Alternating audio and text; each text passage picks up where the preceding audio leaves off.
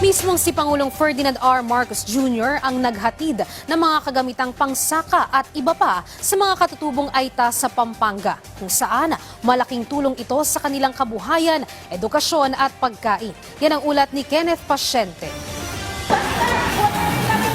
Mano-manong inaararo ni Ronnie ang lupang kanyang sinasaka. Kwento niya hindi madali dahil inaabot niya ito ng halos 2 buwan. Mahirap po, yung sa amin sa bundok po, ginaganon namin po yung pag yung sa sako, yung hindi pinupuntok ba?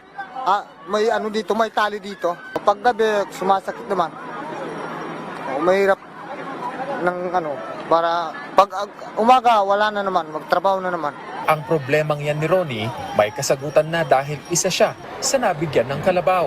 Kaya mas mapapadali na anya ang kanyang trabaho at mapapadali ang kita. Salamat po sa WD ang tulong at binigay sa amin ng kalabaw nito.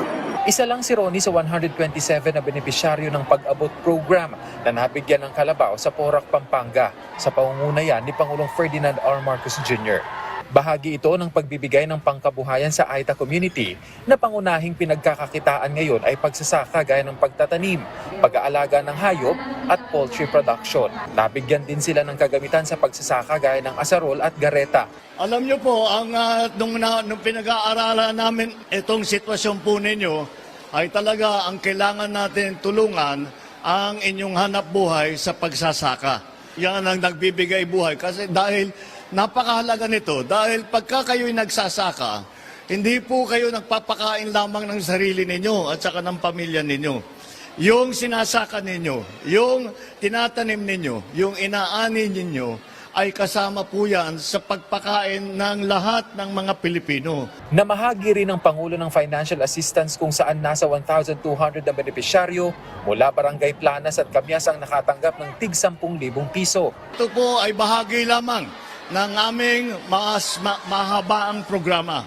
Hindi po ito lamang patuloy po kung ano yung pangangailangan po na makakapagpaganda. Magbadala ng kaunting ginhawa sa buhay ninyo. Sinasabi ko nga, pagka yung mga meron kaming nabibigyan ng kaunting benepisyo, ay nagte-thank you. Huwag na kayong mag-thank you. Dahil trabaho talaga namin ito. Kaya ipera ninyo ito. Kaya binabalik lang namin sa inyo ito.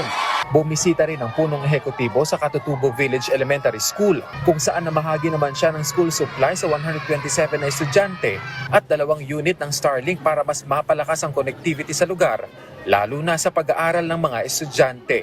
Kenneth Pasyente para sa Pambansang TV sa Bagong Pilipinas.